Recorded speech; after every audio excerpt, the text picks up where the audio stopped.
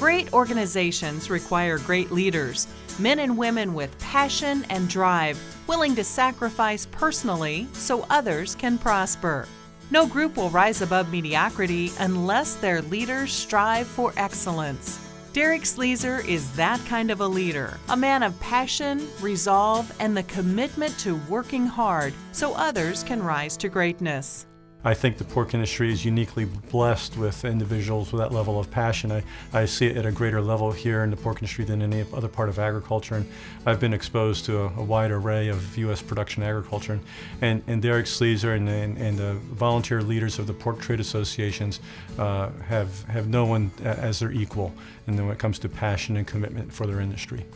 Derrick Sleezer's journey from the boar stud to the boardroom has not been typical, and he uses his varied experiences and expertise to promote and advance the industry. After growing up on a family farm in northwest Iowa, Derrick attended Drake University, where he earned a marketing degree. Outside of the classroom, he learned life lessons as he played on the school's golf team alongside his teammate Zach Johnson. A few years later, he returned to focus on the business and marketing aspects of Sleezer Fertility Center. Today, he continues to be involved on the Farrow to Finish farm alongside his parents, brother, and sister-in-law, where they finish about 15,000 pigs annually. Derrick also works for the Kerber Companies in Emmitsburg in various capacities. He is developing Barn Vista, a software program to improve management of hog production facilities, as well as being a safety and compliance coordinator for a feed mill. Derrick's involvement in the pork board began by serving on committees at the state level with the Iowa Pork Producers Association, and then with committees at the national level. While on the Domestic Marketing Committee in 2009, he learned of the opportunity to participate in the Pork Leadership Academy. Upon finishing that training, he was elected to serve on the National Pork Board of Directors. As Pork Board President, he continues to draw upon his skills and insights to lead the board through its many challenges. Through it all, though, Derrick has remained true to himself and genuine to all who know him.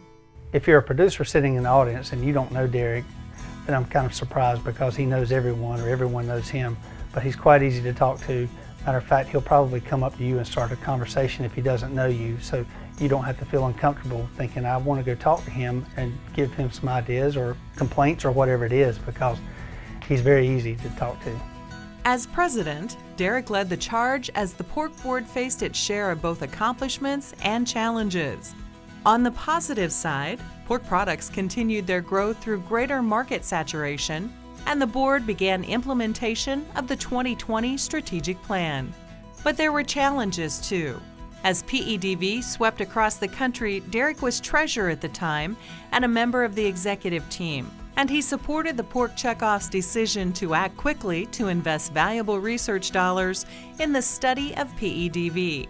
These valuable resources helped producers to protect their herds at a critical point in time. We didn't let business as usual take place. We said we need to have tight deadlines. We need to have updates on the research. That way we were able to continue to get information into producers' hands in a very difficult time. But also that led to the investment into the Swine Health and Information Center. I mean, that's a $15 million investment, and it truly will help address future needs. Another challenge arose with Subway's announcement of their intention to only purchase pork produced with zero antibiotics, a decision that could be potentially dangerous for animal welfare and detrimental to food safety. Under Derrick's leadership, the board acted quickly and decisively. Derrick explains the need for pork producers to take a proactive approach to such challenges. Similar to the Subway announcement, we needed to stand up and say, that's not right. We're going to lead this conversation. We're going to tell you what we do and why we do it now and why that's the best practices. If we don't have leaders willing to step up and say, we need to do it this way, then allows other people to dictate the conversation. The time and energy required to face such challenges requires commitment and sacrifice. But where would we be without men and women willing to make those sacrifices? Serving on the National Pork Board is not without sacrifice.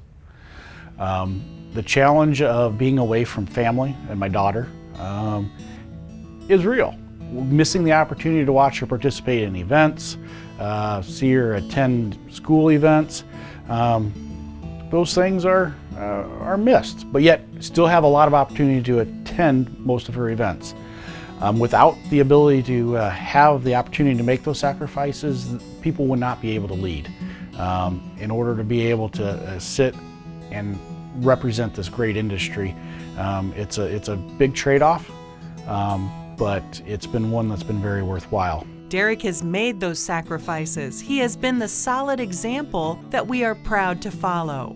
He has been the leader who has taken the pork industry further in its pursuit of success, excellence, and service to the public.